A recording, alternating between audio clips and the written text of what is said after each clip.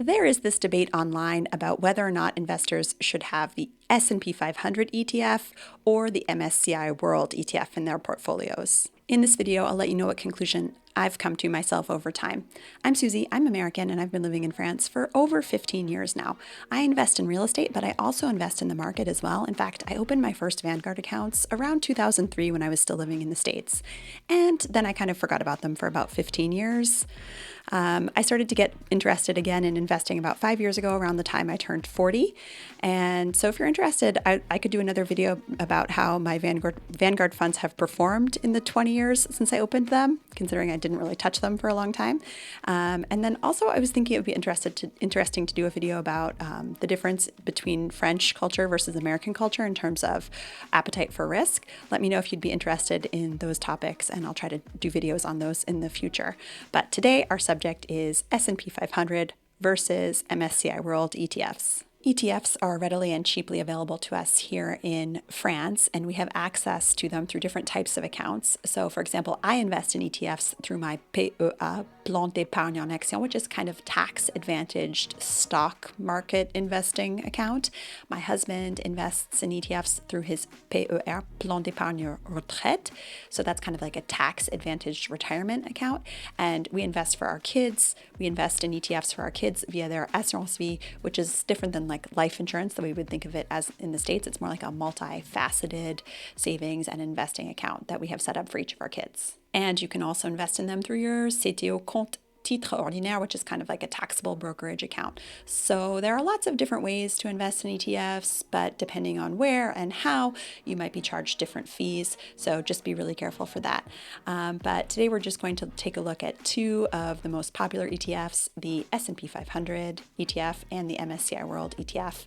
First, let's take a look at how they're quite similar, in fact. They both mainly track the performance of the American market in a sense, but at the same time also the global economy, because most of these big American companies are global anyway.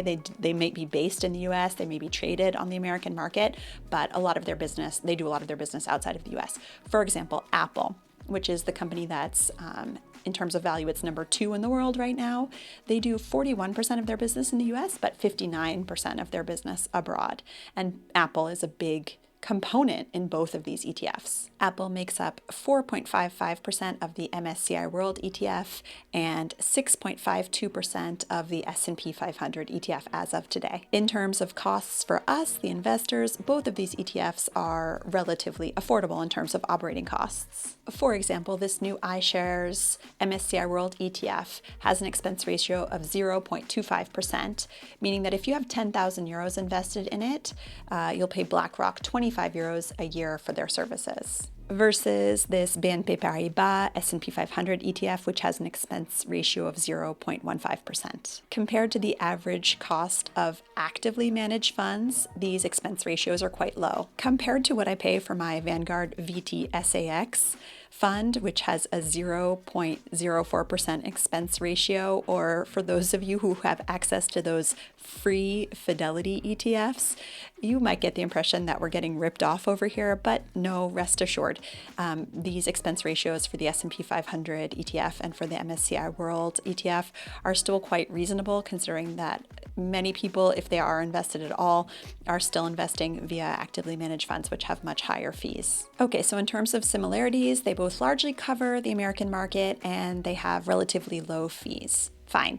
So how are they different? The MSCI World ETF does have more diversity in that it contains 1,454 companies' stocks representing 23 developed countries, whereas the S&P 500 contains, you guessed it, 500 companies' stocks, all of which are based in the US. About 71% of the value of the MSCI World ETF comes from American companies versus 100% for the S&P 500 ETF. In terms of performance, the S&P 500 has generally performed better, although, as you know, of course, past performance is not indicative of future performance, but let's take a look nonetheless. We can compare the performance over the last year. We have 28.2% performance for the S&P 500 versus 25.51% for the MSCI World. Both very impressive, although there is a difference there. Over the last 5 years, you can see the difference, 8% versus 13.31%, and then over the last 10 years, 12.7% for the S&P 500 versus 9.71% for MSCI World. And then we have the historical performance as well. You can go back in time and compare different dates and different time frames as well if you're interested. So what if you want the performance of the purely American market, but you're concerned about going all in?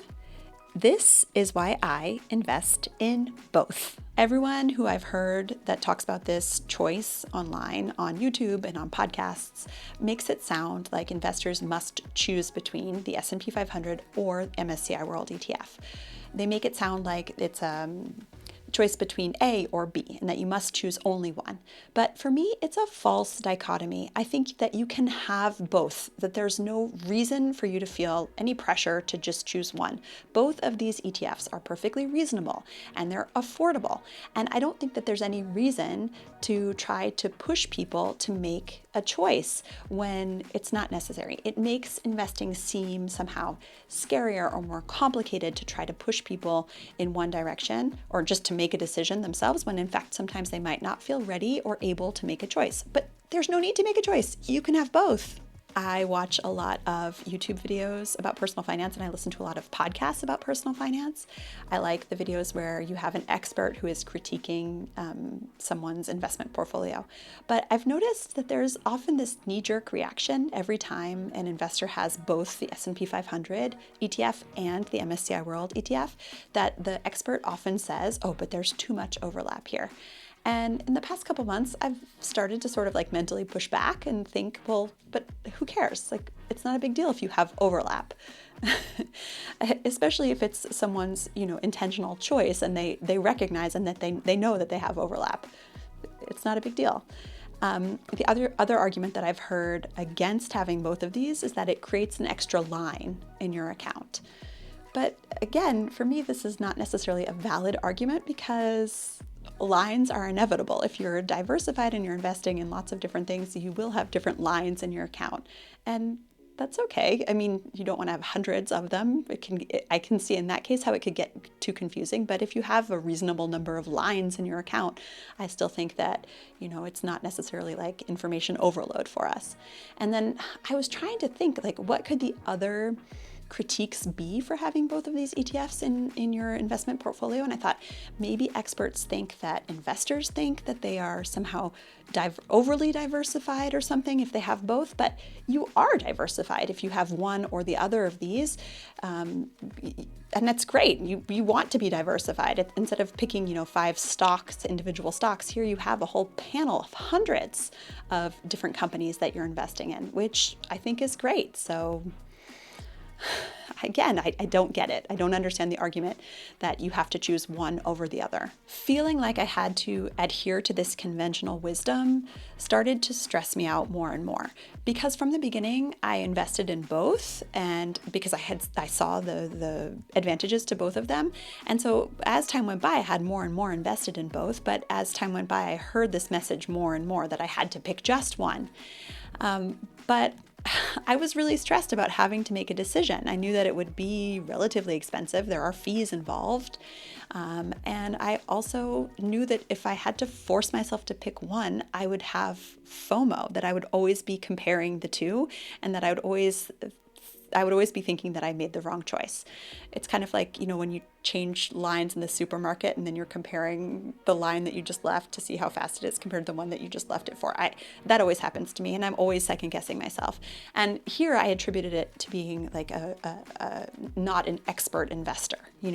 I'm very susceptible to following what I consider to be expert advice. And in this case, I just can't rationalize it. I just can't give up either of these ETFs because I think that they're both fine. So I'm just going to continue investing in both. Unless someone out there has a concrete, convincing, and clear reason why I should not be investing in these two ETFs. And I think it's perfectly logical to consider that there may be other arguments out there that would push me to make the choice between the two? I really don't know. So far, the arguments that I've heard haven't necessarily convinced me, but if you have another great argument in favor of one or the other, absolutely let me know in the comments below. I'm very curious. So the moral of the story is to make sure that you do your own research, make sure you know what you're investing in. Don't feel like you have to follow all of the expert advice and conventional wisdom that you hear out there. If you're feeling anxious or nervous about starting to invest, just start small. Remember that you're investing for the long term, and you don't want to be investing any money that you need in the short term or the medium term, because investing is risky. But what you want to do is start small and see how you feel. Judge your emotions. It's going to be a bit of an emotional roller coaster because your ETFs may lose value in the short term. And so what you need to do is really convince yourself to stay invested in the market so that they have a chance to recoup their value and hopefully to increase in value in the long term.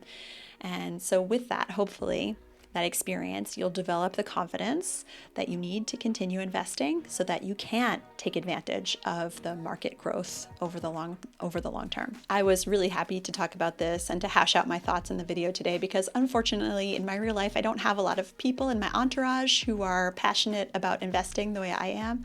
And also I feel like online when I hear people talking about these things, it's not necessarily people like me, middle-aged women from outside of the financial world who are foreigners in France. So I feel like it's good to get, my opinion out there as well, my point of view. So what about you? I would love to know, are you more team S&P 500 or are you more team MSCI World, or are you like me? You want your cake and you want to be able to eat it too, or as they say in French, you want your butter and the butter money, which I love. It's an idiom about money. It's perfect. Anyway, thank you so much for watching, and until the next time, à bientôt!